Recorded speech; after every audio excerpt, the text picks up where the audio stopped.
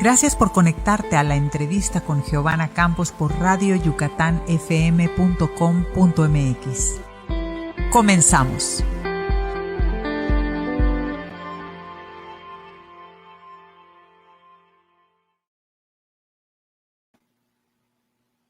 ¿Qué tal? Muy buenas tardes de nuevo aquí en la entrevista. Muchas gracias por conectarse a radioyucatanfm.com.mx y hoy es una tarde en la que tendremos una plática muy interesante con Eder Noda.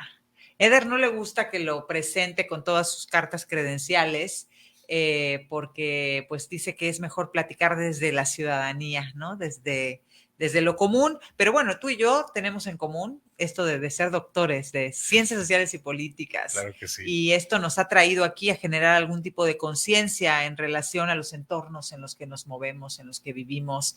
Y pues tú eres un especialista en eso y por eso estamos hoy para platicar. Pero lo primero que queremos saber, Eder, es ¿quién eres? ¿De dónde vienes aquí a Yucatán? Gracias, Geo, y muy buenas tardes al auditorio. Muchas gracias por tu invitación. Y sí, como te decía, me gusta este formato ciudadano que le estás dando al programa, porque pues tenemos que expresar siempre la voz ciudadana, comunitaria. Y bueno, te cuento muy rápido de mí. Soy doctor en Ciencias Sociales y Políticas en la Ibero y especialista en temas de política pública, actualmente en planeación territorial. Y bueno, damos asesoría a algunos gobiernos y a algunos grupos comunitarios en varios estados de la República y pues aquí estamos para platicar. Y este es un tema muy interesante para Yucatán porque pues hoy día lo que se está viendo en nuestro territorio es una subasta de nuestro estado al mejor postor, normalmente pues un territorio que ha pertenecido a un grupo que está muy bien identificado en Yucatán, que es la etnia maya. Hoy día vemos que queda muy poco de la reserva territorial en manos de aquellos que históricamente pues han vivido aquí. Hoy vemos una llegada de gente de fuera que es muy bienvenida, pero que no va acompañado de planes, de una planeación territorial, de una planeación urbana, y que nos preocupa mucho, no por la gente en sí misma, sino porque sabemos que la planeación es clave para el desarrollo de una ciudad, de un estado, y en Yucatán no estamos viendo esta planeación territorial de la que tú hablas y de la cual eres especialista. Tú aquí en Yucatán, ¿qué has visto? ¿Qué impresión te ha dado este estado y esta ciudad? Claro que sí, Geo. Bueno, primero creo que hay que entender que la idea de desarrollo y progreso es como un imaginario que nos han dado, nos han vendido, donde a través de una serie de indicadores de desarrollo urbano, social, de vivienda, de desarrollo humano, como le llama el PNUD, El PNUD. es lo que es nuestra meta, es a donde aspiramos.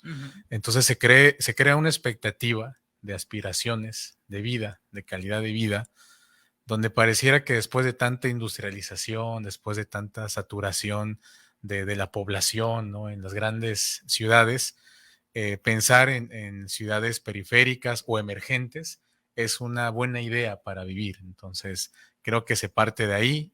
Mérida se suma a otras ciudades, como bien sabemos, de México, una especie de Los Cabos, por ejemplo, ¿no? Puerto Vallarta, que se vuelven estas expectativas de vida, de una vida tranquila, una alta calidad de vida. Y cómo no, te tengo aquí algunos datos del por qué se piensa así Mérida. Por ejemplo, se habla que es una ciudad competitiva. En el caso del INCO, menciona que para el 2020-21 fue la tercera ciudad más competitiva, posicionándose con Hermosillo, Sonora, Ciudad del Carmen, como esas ciudades emergentes que se puede invertir, que es seguro, en tanto inversiones como en su seguridad pública, ¿no? Es muy conocida esta ciudad blanca. También se habla de que hay una buena gestión del COVID, ha sido de los mejores estados que han tratado la pandemia con sus medidas sanitarias. Y también lo posiciona la Comisión Nacional de Mejora Regulatoria como la mejor ciudad en el 2019 para hacer negocios. Entonces, claro, Geo, evidentemente esto genera una expectativa que ven a vivir a Mérida porque aquí hay una gran calidad de vida. Entonces, en ese sentido, vemos que la industria manufacturera y el turismo han crecido más del 15% en los últimos 2 décadas inclusive. Entonces, a diferencia de otras grandes ciudades como la Ciudad de México, pues ya no hay espacio, ¿no? Ya no hay expansión, ya la industria ha llegado a un límite. Y aquí en Mérida está sucediendo ese efecto de crecimiento en la industria y en el turismo. Y bueno, la expectativa de esta venta de la tierra que tanto se ha venido promocionando en todo el país, es parte de eso. Entonces, Mérida se convierte en esta idea de un buen desarrollo para venir a vivir. Y como tú dices, son bienvenidas y bienvenidos a Mérida, pero ¿bajo qué condiciones está haciendo Mérida? Esa es la pregunta que nos debe preocupar. ¿Tú consideras que este crecimiento que convierte a Mérida en una de las 5 ciudades emergentes más importantes del país o casos más visibles, es resultado de una política pública o de un crecimiento natural que además es una atracción de gente que proviene de otros estados o de otros polos que han sufrido las consecuencias de diversas problemáticas, sobre todo una problemática de violencia, una problemática de saturación de espacios como lo es la Ciudad de México, y que eso ha traído como consecuencia la búsqueda de lugares en donde cumplir ese sueño de calidad de vida? No, sí, totalmente. Creo que se combinan las dos Se cosas. combinan. Sí. Primero, México tiene muchos problemas estructurales. La violencia es uno de ellos, ¿no? Y sobre todo la violencia de las mujeres, el trato también de infantes, por ejemplo, ¿no? La violencia familiar, pues son puntos, evidencias que sí saturan las actuales ciudades, que se vuelven insostenibles. Tú ves un Nuevo León con altos números de feminicidios, ves una Ciudad de México con muchos robos, ¿no? Secuestros. El Estado de México tiene problemas muy fuertes de seguridad pública. Y también la pandemia ha generado crisis en varias ciudades. Ya estamos en un punto muy saturado a nivel de población y yo creo que Mérida emerge como esta ciudad donde se puede progresar, ¿no? Esa es la idea que se está manejando, porque se piensa que se tiene reservas territoriales paradisiacas. Esta idea es el paraíso. Estaba viendo Inagotable. inagotable, con mucho patrimonio natural y cultural. Cuando me pongo a preguntar luego si realmente hay patrimonio, ¿no? Si, por ejemplo, los mayas realmente tienen patrimonio todavía, ¿no? Entonces, ahí es donde hay que contrastar estos datos que hablan de un gran desarrollo, una gran expectativa de desarrollo. Nos damos cuenta por ejemplo, de la población. En 50 años, Mérida ha crecido 6 veces. Es decir, como estaban en los 60, ahorita son 6 veces más grandes en población. Casi ya hay 1 millón de personas. Se estima que más o menos el suelo urbano y la reserva territorial enfocada al tema urbanizado alcanza más o menos para 600,000, 650,000 personas. Entonces ya comenzamos a densificarnos. Ese es un hecho. ¿Qué significa también? Que la población está llegando a un límite de crecimiento, porque en la zona urbana como tal, ya la tasa de crecimiento de población ya no crece tanto como hace unos 2 décadas. Entonces, ¿esto qué significa? Claro. Que se va a ampliar el uso de suelo de las reservas territoriales, como en el caso de la ciudad, en la zona de donde está el periférico, ¿no? Fuera del periférico. Es a donde más o menos se está estimando. Tenemos 26,000 hectáreas urbanizadas y el 50% está dedicada a la vivienda. A la vivienda. Totalmente. Entonces, Esto nos hablaría, en contraste con otras ciudades, de que hay más habitantes que oportunidades de trabajo, de negocios, de cómo está la configuración en otras ciudades. Creo que la parte fundamental en referencia a las otras ciudades es que aquí, además de que se pueden hacer negocios, se puede tener calidad de vida. Pero la distribución de las hectáreas que están ya construidas, que dices, hablas de 26,000, el 50%, o sea, 13,000 de esas hectáreas están destinadas al uso de suelo de vivienda. Ujú.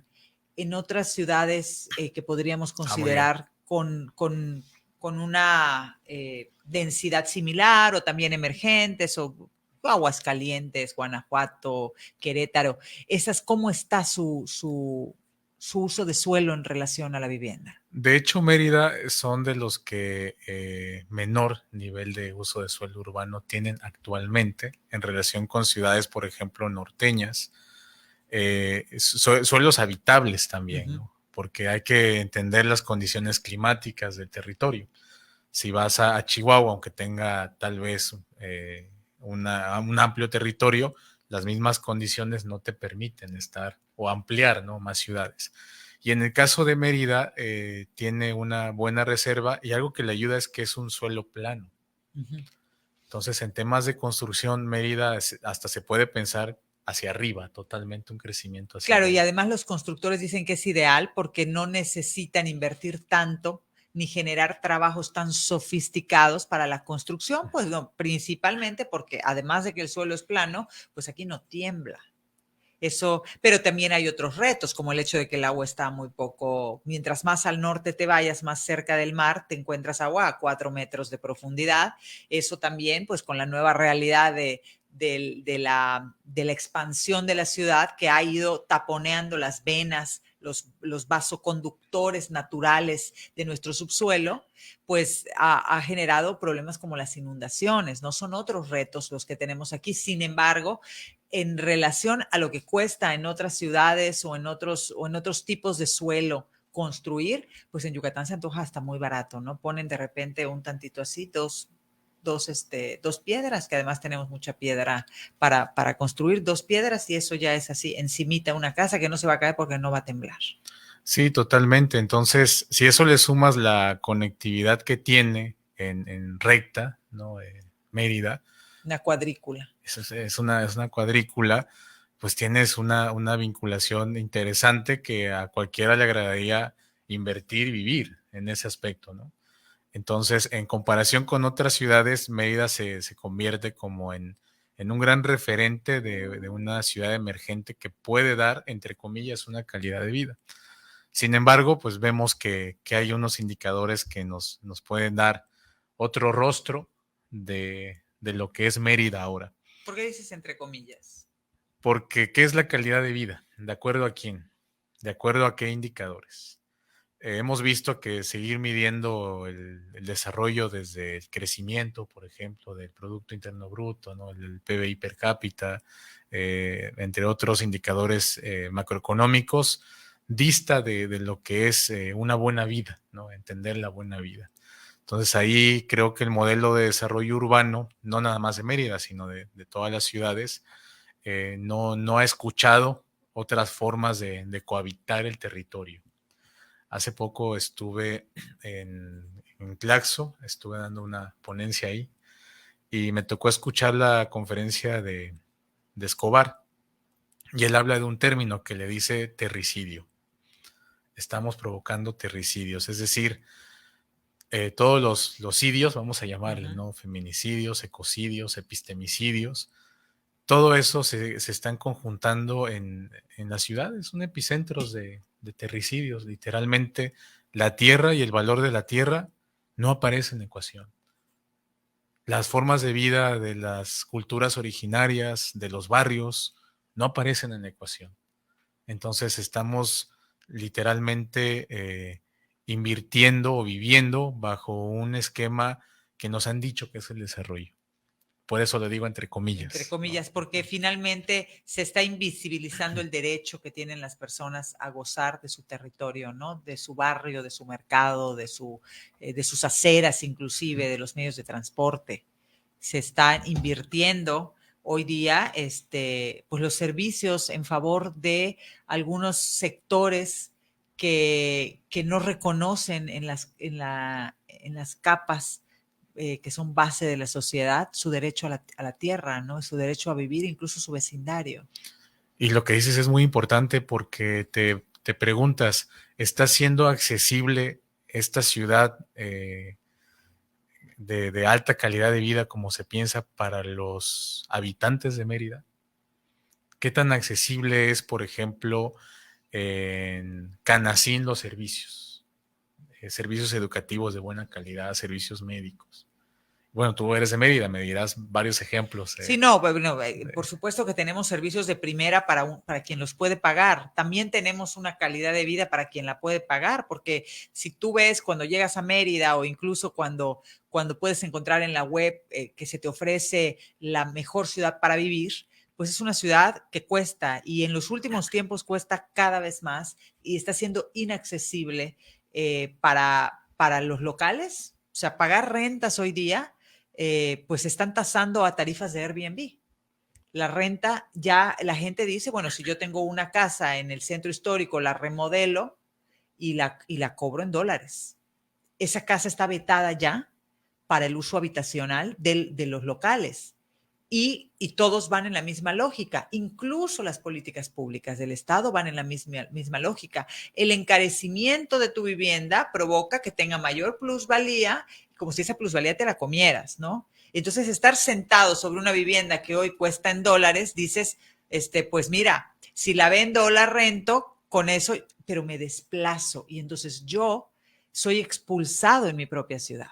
Sí, claro, de hecho se especula con los precios, ¿no? Al ser una ciudad más rentable, con propensión a buenos negocios, pues entonces este tipo de espacios que ya se privan del goce y del uso de los lugareños, pues se aumentan de precios. Entonces está dedicado a un turismo a los extranjeros principalmente, como todo este sistema de Booking, de Airbnb. Entonces, ¿qué sucede? Que se vuelve aún más inaccesible. Hay un estudio que hizo No Habitat sobre el índice de prosperidad urbana y ahí dan algunos datos interesantes que se pueden cruzar con los niveles de marginación actual en Mérida, que vemos que es un modelo todavía centrificado, es decir, el acceso a los grandes servicios de calidad están en el centro y en el norte de la ciudad. Y literalmente las periferias están completamente desatendidas. Se habla de un modelo centro-norte, aquí de urbanización, sí. Y también hablan de que el patrón expansivo de la ciudad en sí mismo está siendo excluyente, porque no está considerado en la ecuación a las periferias. Es decir, donde hay más periferias, que es alrededor todo el periférico, es donde hay, y donde hay más reservas también, es donde menos accesos hay. Y no solamente por un tema del servicio público, que es importante, sino de apropiarse de la ciudad, de gozar del espacio público, por ejemplo. Sé que en este gobierno pues se habla de un modelo un poco paisajista de arreglar parques, de tener arreglados los parques, pero ¿quién usa esos parques? Hay ciertos sectores de la población, incluso habla aquí en este índice, que menos del 5% de la población en Mérida utiliza el 30% de espacios públicos. Y la mayor parte de la población que está en lugares con menos accesos se apropian del 10% del espacio público. Sí, lo que vemos además en Mérida, sobre todo en las nuevas colonias, es que ya se carece de espacios en común. ¿Qué es lo que generaba un vecindario con una identidad? El mercado, el centro comunitario, la biblioteca, el parque, la escuela. Y hoy esos fraccionamientos carecen, o cada día los pequeños espacios que se dejan comunitarios son para un mayor número de personas, carecen pues de este factor cohesitivo, ¿no? Porque hoy tenemos parques en la ciudad de Mérida que pueden tener 70, 80, 100 años, que es a los que concurrimos todos. Todavía son parques, todavía son algunos pequeños mercados que quedan, que subsisten, pero en las periferias ya no los hay. Y si los hay, son pues en condiciones muy distintas. Ya no se deja un metro de tierra a lo común, como se dejan las aceras de 60 centímetros, cuando se dejan, como estamos hablando también de alumbrado público, estamos hablando de que los mercados prácticamente desaparecieron en favor de las tiendas de conveniencia, de las esquinas y de los supermercados. Entonces eso genera también pues que se vaya perdiendo esa identidad y ese factor de convivencia. que es tan importante para darle calidad a la vida. Y se vuelve un círculo de nunca terminar porque despojas incluso del valor económico de las actividades de esas zonas. ¿Por qué? Porque ¿dónde está el valor? Pues que en la tecnología, en el turismo, ¿no? Los servicios. Entonces, ya el comercio, de hecho, está demostrado en el caso de Mérida, ha bajado el valor de la economía en el comercio, ¿no? Entonces, todas esas zonas que se dedicaban a la parte primaria, ¿no? de la economía, al comercio, pues merman sus utilidades, merman sus beneficios también. Entonces, empiezan a salirse del juego de la idea del progreso. Y te doy un dato interesante que también mencionan ahí en ese informe. El producto urbano per cápita es de $7,200, ¿no? Aproximadamente anuales, contra $108,000 de otras ciudades en el mundo. Entonces aquí ya te da otro esquema de lo que te dice el INCO, que Mérida es competitivo y tiene este ambiente de negocios. Entonces, ¿por qué sucede esto? La media de ingreso en Mérida es apenas el mínimo, ¿no? Nacional, porque las actividades, como tú mencionas, en los mercados, en el comercio al por menor, en estas periferias, incluso es localidades que hay alrededor de Mérida, pues es un bajo valor agregado. Entonces, si eso le agregas que hay un deficiente servicio de transporte, que no es de ahora, sino ya tiene... es un problema estructural. Tiene décadas el problema del transporte, pues viejas rutas, las tarifas no se actualizan, el modelo de negocio está insostenible, las personas no se pueden trasladar ni disfrutar de la ciudad, pues prácticamente quedan al margen de esta idea de progreso. Entonces, ¿qué es lo que están vendiendo con estos lotes de inversión? Hay que preguntarse, ¿no? Y también para todas y todos que vienen a vivir a Mérida, pensar en esta sostenibilidad, ¿no? Que estamos abonando a que prevalezca esta belleza de tierra, porque vaya que lo es, ¿no? Basta su belleza. Sí, con este tema de los lotes de inversión, bueno, que estamos muy preocupados. Una pregunta, Eder, tú que pues transitas por diversas ciudades del país en el tema de la planeación territorial y de políticas públicas, ¿esos lotes de inversión son exclusivamente yucatecos? ¿Dónde más se ve esto?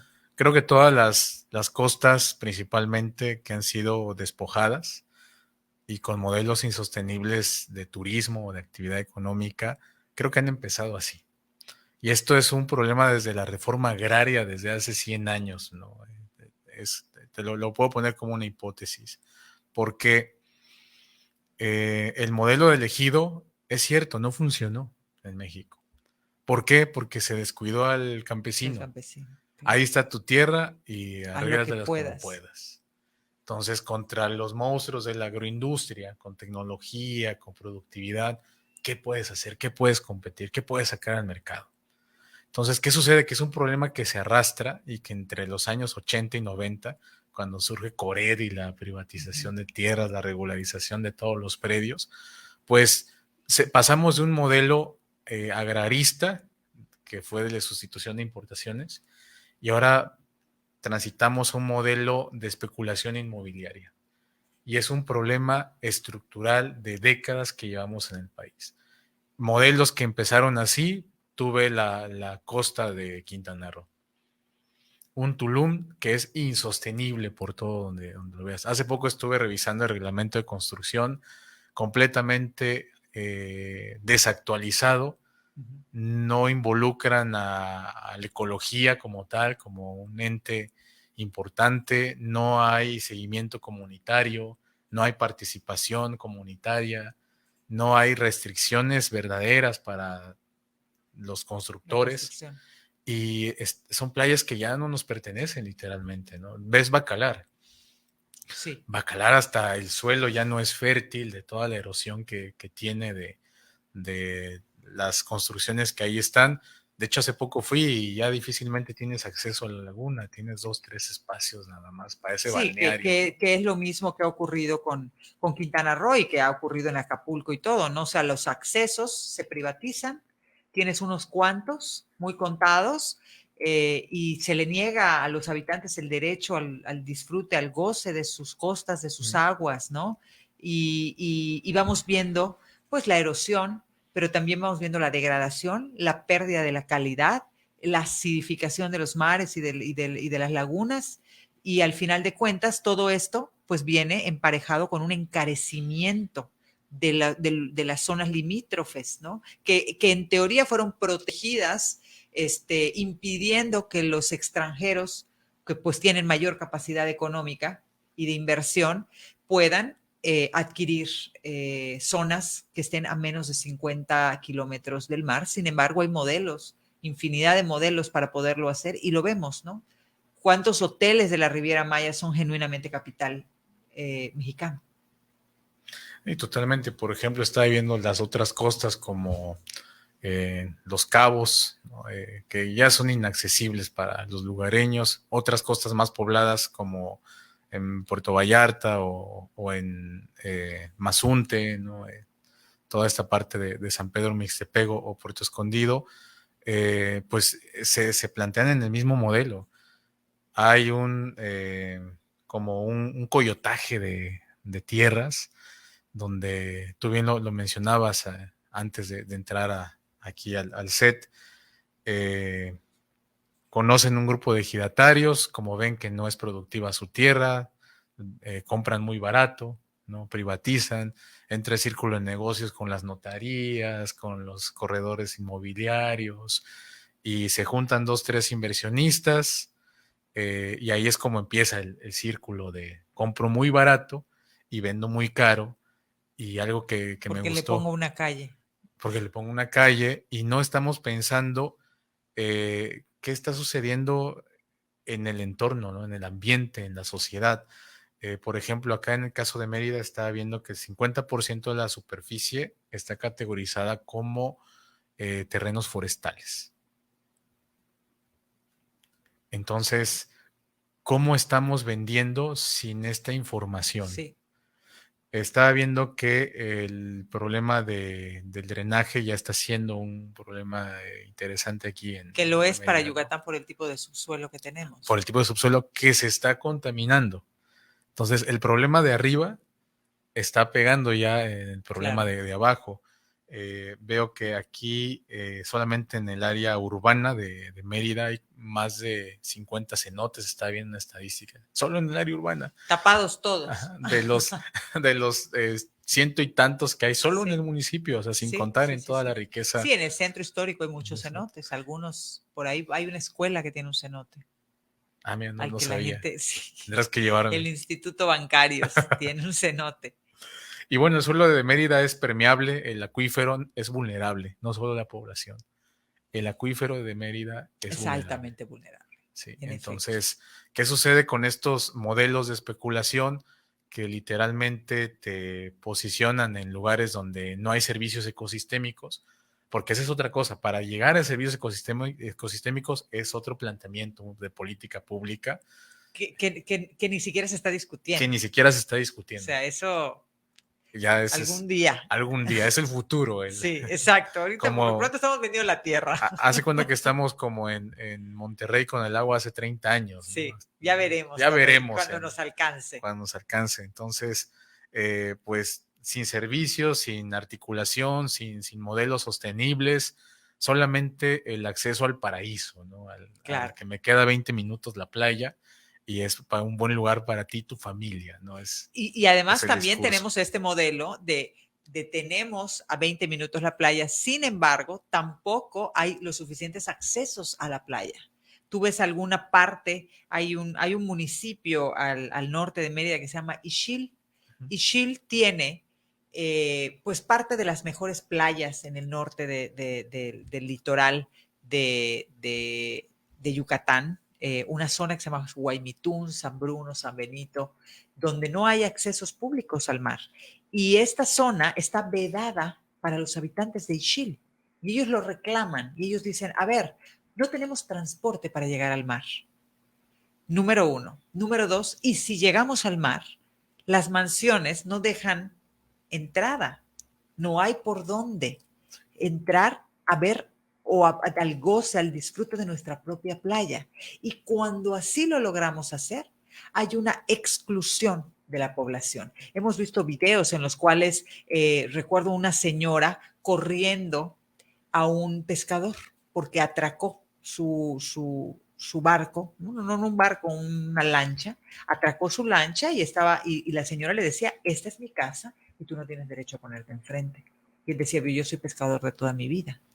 Entonces un conflicto que se va generando en las capas sociales porque no hay este ordenamiento, porque no hay esta reserva territorial y tampoco hay reconocimiento al derecho al disfrute y goce de tu territorio. Sí, totalmente. Se pierde la noción del derecho y pareciera que fuera como un favor restitutivo en el caso de las personas que pues quieran dignificar su vida desde sus propios intereses y conocimientos. Por ejemplo, no se ha puesto a dialogar la política pública actual con pues los saberes locales. No se ha dignificado la vivienda maya, por ejemplo. Entonces ya se quiere poner un modelo de concreto y que pues ahí es lo que dicen los indicadores del PNUD y no me importa si hay acceso, no me importa si hay servicios ecosistémicos o cómo esté el subsuelo, pero hacia allá vamos, ¿no? Es la meta. Entonces... Es el progreso, se los pintaron así. Es el progreso y se quedan sin este disfrute. Recuerdo que recorrí estas playas después de Progreso. ¿Cómo se llama la otra playa que está? Xuxulub. Xulub. Y luego Guaymitún. Ándale. E intenté acceder y es difícil encontrar un espacio donde meterte a la playa. Y bueno, ya encontré un espacio, me metí y veo prácticamente que la casa está sobre la playa. Exacto, la roca. La roca. La erosión total. Totalmente. Y digo, bueno, aquí hay una deficiente planeación porque el mar está en la casa prácticamente, hasta están abandonando algunas casas que ya entra el mar. Entonces ahí donde está la reglamentación, ¿no? de las construcciones, dónde están los parámetros ambientales, quién hizo impacto ambiental aquí.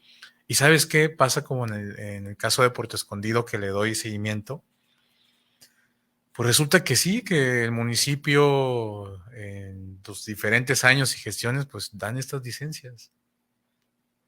Y todo tiene sello y todo es legal y todo es jurídico. Y todo, claro. Sí, claro, a nadie van a meter al bote por esto. No, todo está en el marco de una planeación o inexistente en su momento o existente, pero sin que tenga todo esto que comentas, ¿no? De los saberes y de la participación de la comunidad. Y ese es el punto que debe seguir ahora, porque si ya detectamos algunos problemas como lo que estamos viendo, entonces, ¿qué sigue para Mérida? ¿Qué sigue? ¿Qué política pública se está implementando?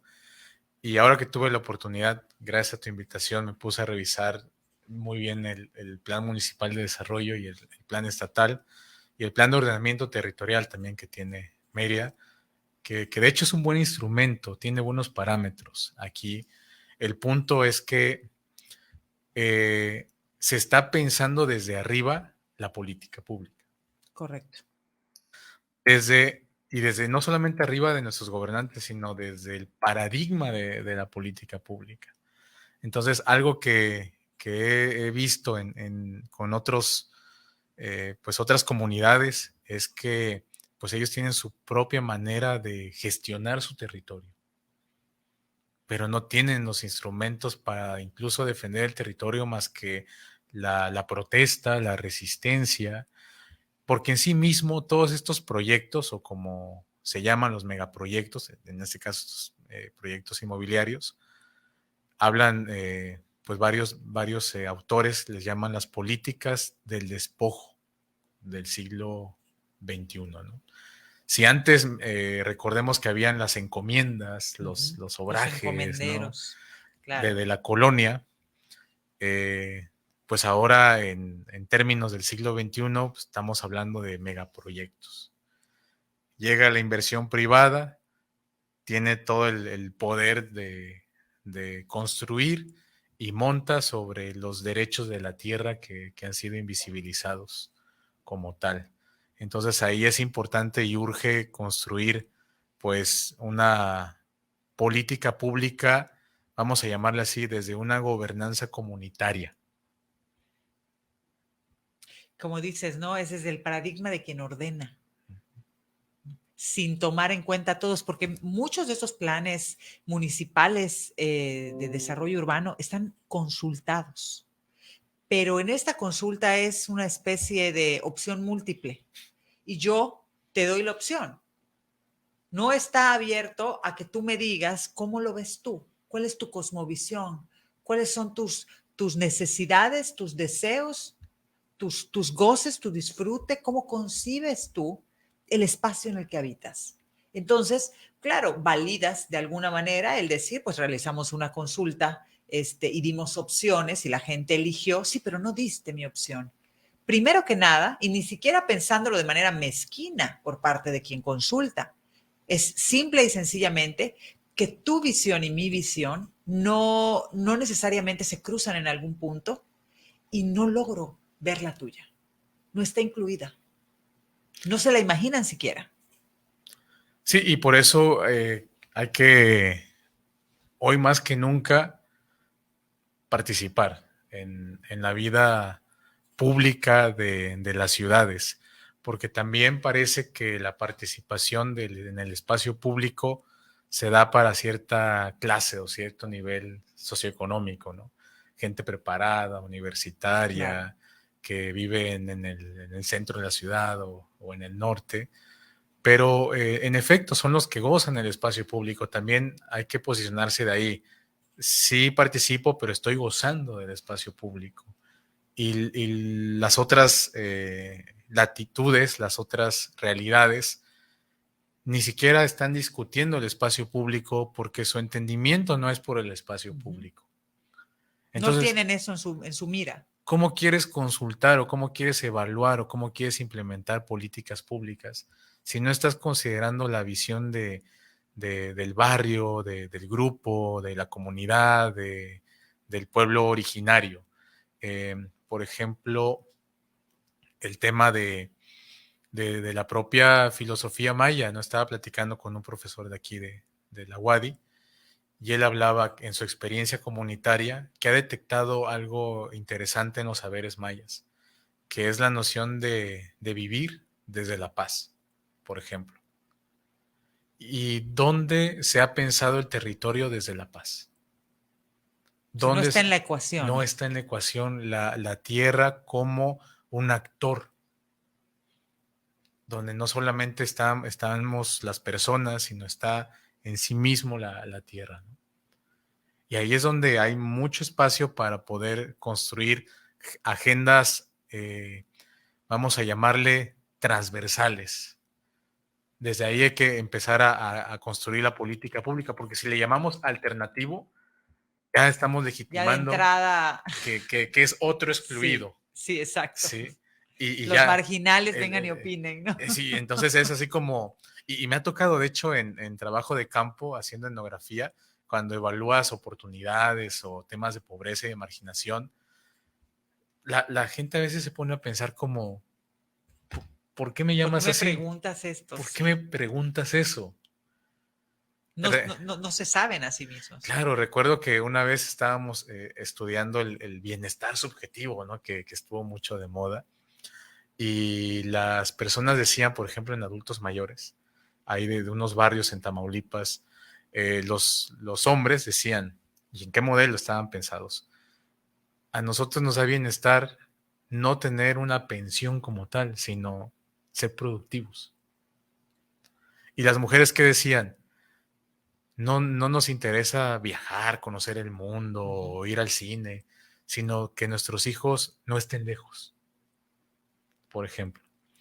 Y así si te vas a las colonias, a los pueblos, te das cuenta que estas categorías ya no caben para entender la Sí. política pública. Y que cuesta trabajo, ¿no? También eh, yo he escuchado eso, ¿no? O sea, ¿no quieres ir de viaje? Sí, sí, va mi familia. O sea, la importancia es compartir, no el lugar en el que te encuentres. Sí, sí voy de viaje siempre y cuando no vayas solo. Si solo no disfruto. No importa si voy a París o a Nueva York o a la Ciudad de México, solo no disfruto. Y eso es parte de lo que se tiene como valores en la vida, ¿no? La convivencia, los tuyos. Y por eso tan importante es el territorio y el espacio común. El encontrarte, y tú lo ves todavía en algunas colonias aquí en Mérida, eso que se llama el veredeo, ¿no? La gente que sale a su terraza a platicar. Y es algo que todavía se resiste, es una práctica en resistencia, pero sigue ahí, sigue aguantando el avasallamiento que hay del espacio público y que ya no le queda mucho tiempo, pero que es una forma de convivencia y de disfrute. Lo ves mucho en las comunidades afuera de Mérida. Las casas afuera de su barda, de su albarrada, tienen piedras, tienen bancas de concreto donde la gente se sienta a disfrutar su tarde, a disfrutar el sereno, a disfrutar del atardecer, del canto de los pájaros. Y eso no está en la ecuación tampoco. Tienes toda la razón. Justo estuve en Celestún y platicando con los de las reservas que cuidan. Hablaban como el deterioro de los manglares que se está dando por todo esta saturación de la actividad humana, pues está bajando niveles de dunas, ¿no? Por eso también un ciclón, un huracán puede pegar fuerte, Sí, puede claro. también inundar.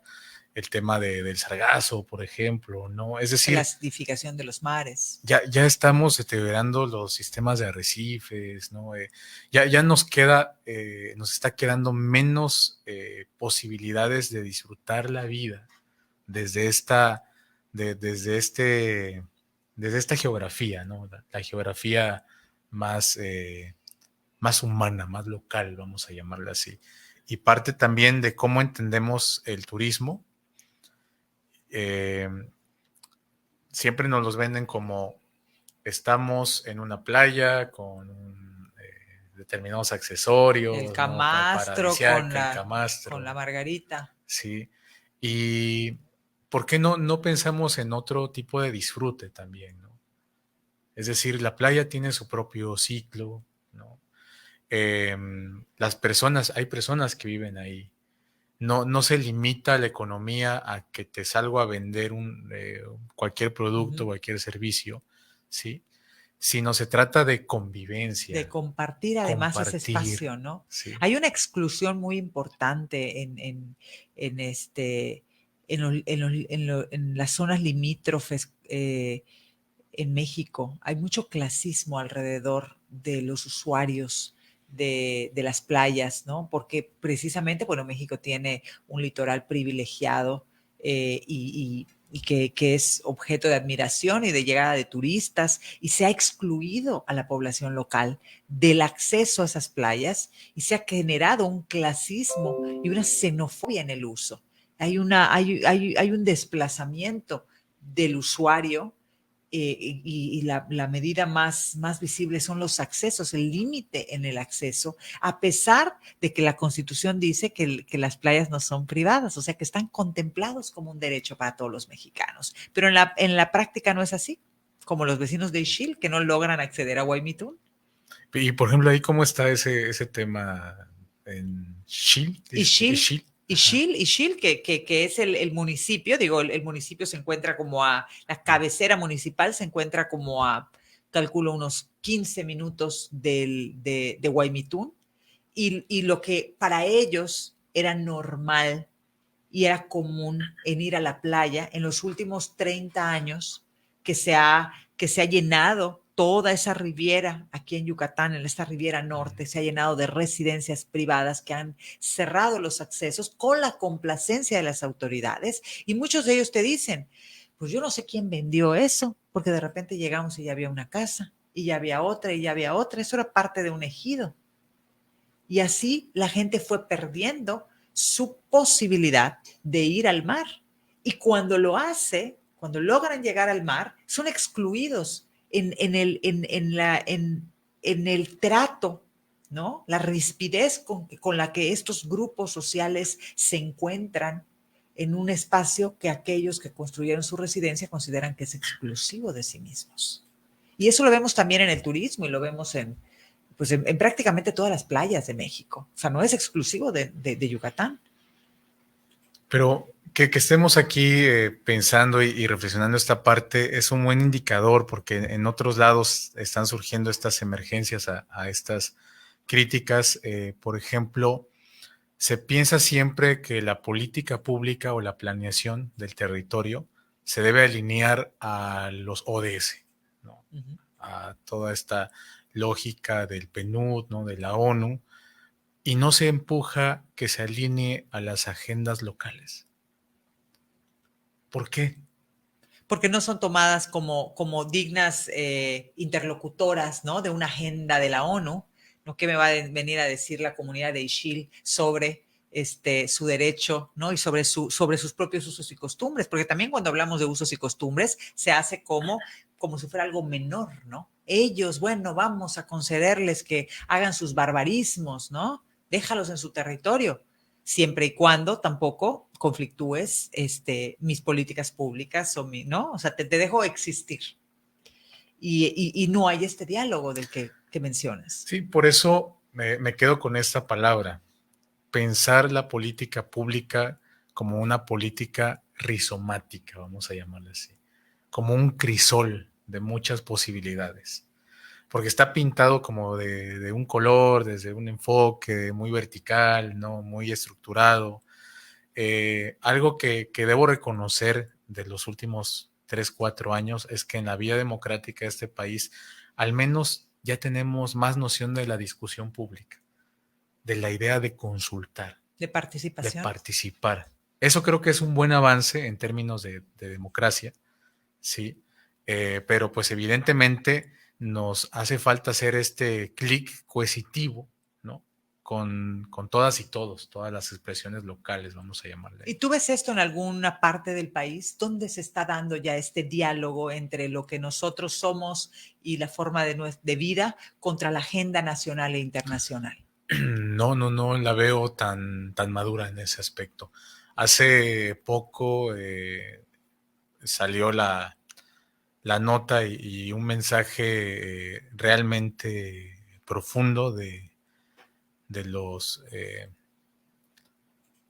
huirráricas sobre la defensa del territorio, pero desde el diálogo con todas y todos los actores. Invitaron a gobierno federal, a empresarios, a los de los proyectos mineros que están explotando allá, a los gobiernos locales de varios estados que implica toda esa zona, a hacer un llamado por la vida, le llamaron. Políticas públicas, si lo vemos así, desde la vida. ¿La vida de quién? La vida, el valor de la vida, La vida humana, la vida la vida humana, animal, la vida vegetal, la vida, todas. toda la vida en general. Es decir, que hemos llegado a tal racionalidad en la política pública que nos hemos olvidado de la vida, de que es un ecosistema donde todos habitamos, por ejemplo. Entonces, se me hizo poderoso el mensaje, pero hacer el amalgama o articular a todas estas ideas, a todos estos pueblos, estas agendas, es un trabajo que solamente se puede emerger desde abajo, porque no hay otro mecanismo para empujar políticas públicas rizomáticas y que sean plurales, diversas. Hay muchos grupos que no entran en estos esquemas o se le ven como muy sectorizado. La comunidad LGTB, haz de su política pública, es ajena a nosotros. Es De su ellos. política pública. No, que la comunidad, los niños y niñas y adolescentes, hazle sus derechos humanos a ellos, prácticamente. Hasta hazle sus leyes a ellos, ¿no? Particulares.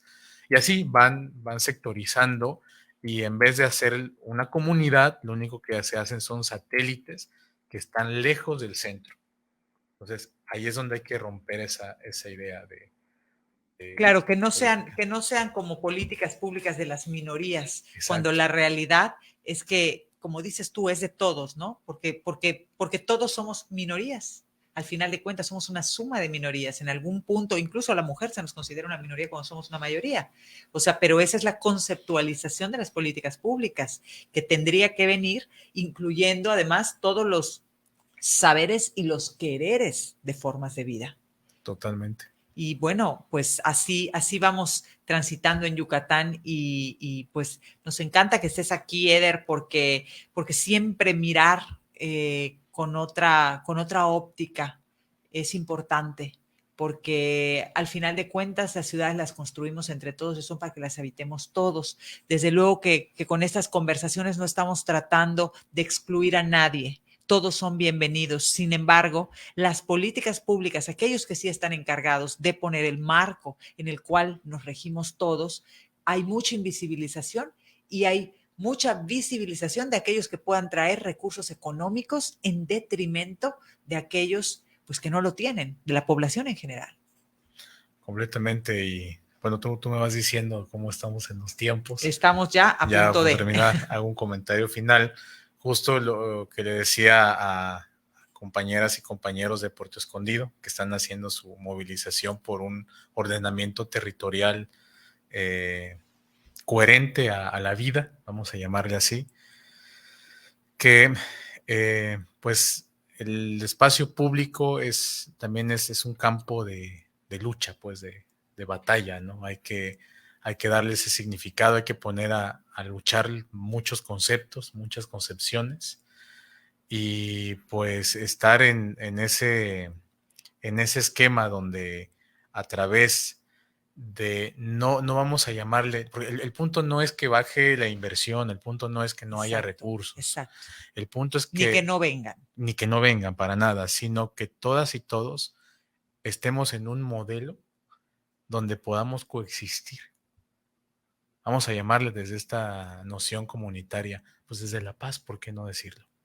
Y a largo plazo, ¿no? A largo plazo, sostenible. Exacto. ¿No? Completamente. Sostenible. Entonces, donde las personas que están en los mercados tengan desde sus concepciones su propia dignificación de vida, donde la iniciativa privada no deprede los recursos naturales, ¿sí? De todos. De todos, de todas y todos, donde el gobierno esté siendo un medio, no un fin, ¿no? Para todas las personas. Y eso es lo que hay que construir, un modelo de gobernanza, de gestión territorial comunitaria, y a partir de ahí, pues, repensar las políticas, o vamos a llamarle así, quitarle lo colonial a las políticas. Claro, pues desde luego. Y bueno, Mérida está haciendo su propia batalla, está librando su propia batalla, su propia burbuja, su propia desplazamiento. Vienen tiempos en los cuales hay que replantearnos nuestra participación como ciudadanos y bueno, estoy segura de que de alguna manera aquí en Yucatán, entre todos los que llegaron primero, los que llegaron después, sabremos cómo conducir esta ciudad y que deseamos además que las políticas públicas y aquellos que nos hacen la pregunta incluyan todas las visiones, incluyan todas las voces, porque al final de cuentas aquí estamos y aquí vamos a seguir. Completamente de acuerdo. Eres muy bienvenido aquí a Mérida todas las veces que quieras venir, aunque no estés domiciliado aquí, ya sabes que se te aprecia mucho y se aprecia mucho tu visión. Te agradezco muchísimo, Eder, muchas gracias, que vinieras a platicar y es un gusto para mí y bueno, bienvenido a Mérida. Gracias. Y aporta todo lo que puedas aportar. Gracias. Muchas gracias. Muchas gracias y muy buenas noches. Ya son las 8 de la noche, ya hemos terminado con esta emisión. Nos vemos el próximo lunes a las 7 en punto aquí en radioyucatanfm.com.mx. Esta entrevista es producida por eltransformador.mx. Muchas gracias.